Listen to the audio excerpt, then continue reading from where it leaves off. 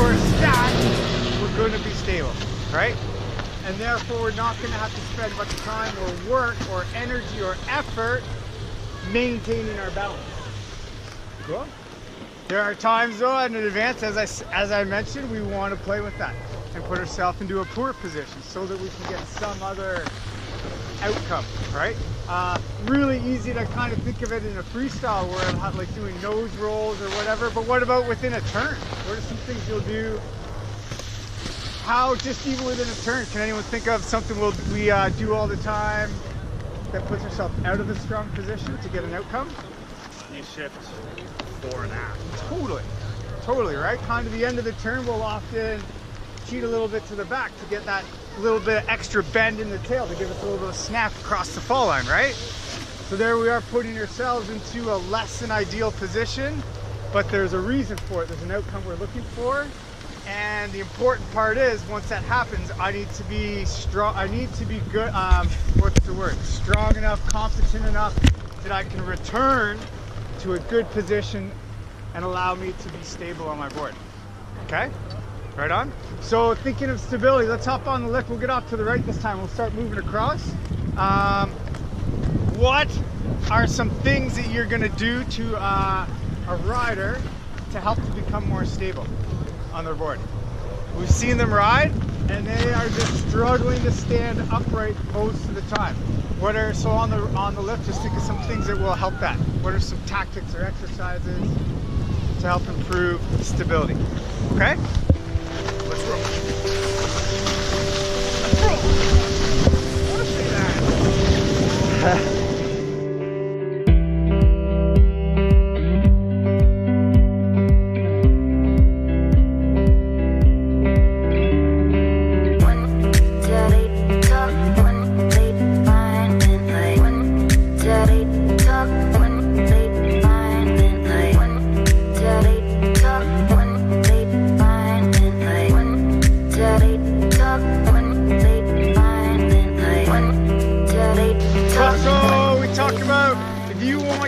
Become more stable, what are you going to be dealing with? What are you going to be doing with them?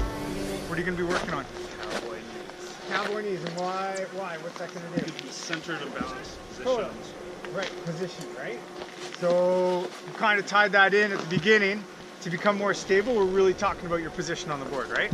So what are some other things that'll help someone get a stronger position on the board? Drinks on the shoulders. Drinks on the shoulders during the turn, sure, yeah. Anything that's going to help them get stacked on their edge, right? Yep. I like sliding 360 to just help promote being centered. Yep, especially fast. I like doing it fast too, and then you get busy. And then you're working on balance too.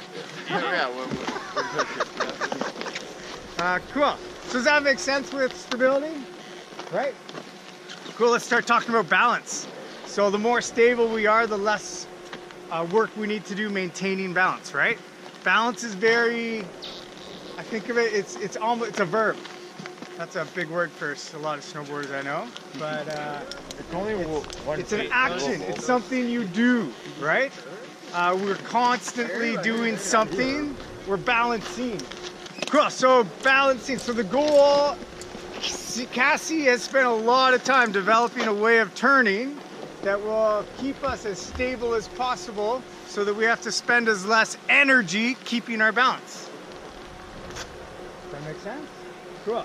So this is a tough one. I was thinking about this last night in bed.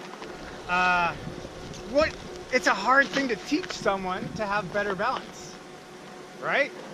Not easy, but a much easier thing to teach them to be in a stable position. We can talk about where your body is at certain points of the turn or whatever.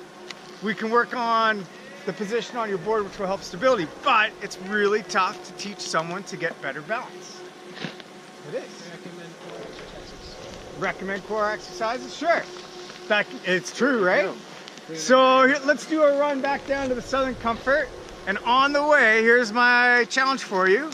See if you can think of a way to teach someone to have better balance. And not just saying when you go home. Something that we can do on the snow right now that'll help to improve your balance. Okay?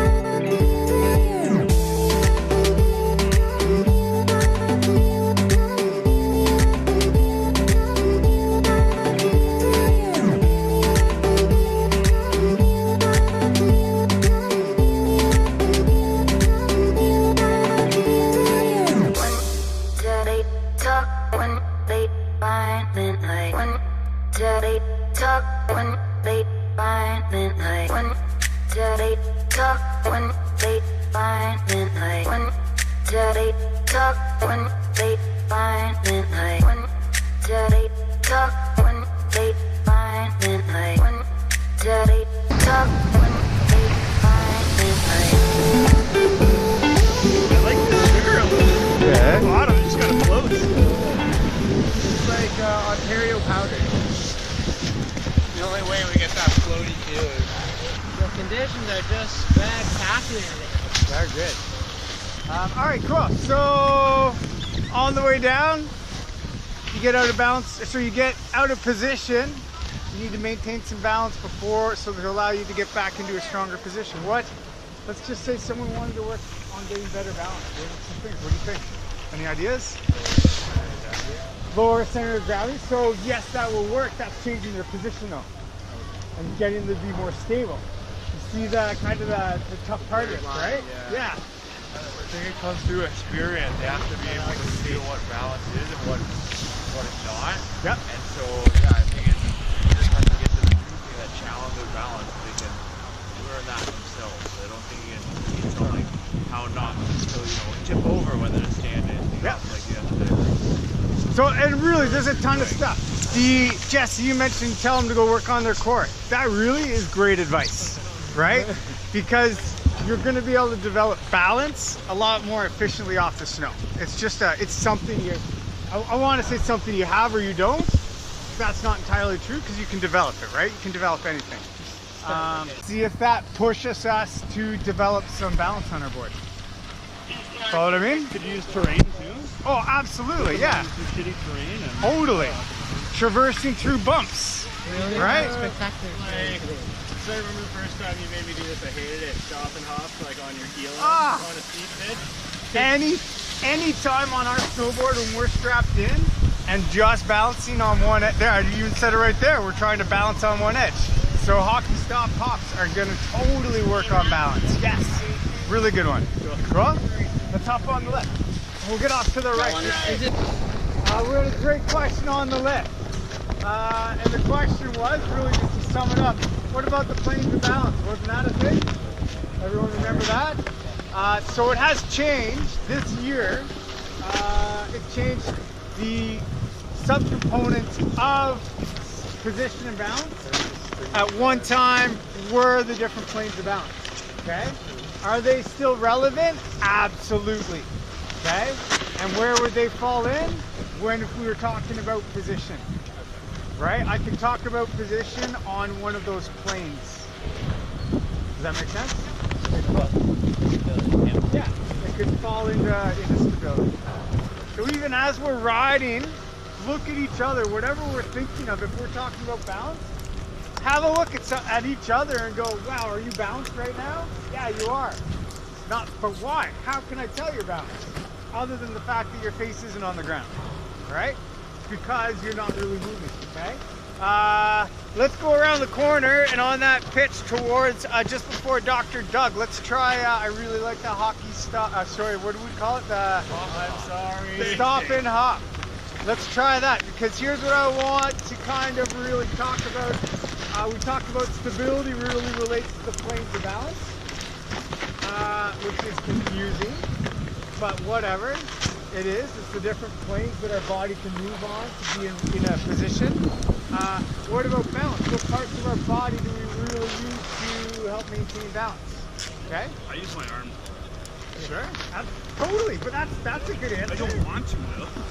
If I am on a heel side carve and I hit a patch of ice and completely lose my edge and start sliding, I have now zero stability and my body needs to do, it goes into holy crap overtime trying to keep my balance, right?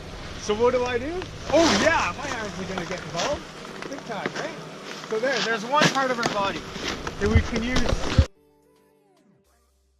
They talk when they find midnight. When they talk when they find midnight. When they talk when they find midnight. When they talk when they find midnight. When they talk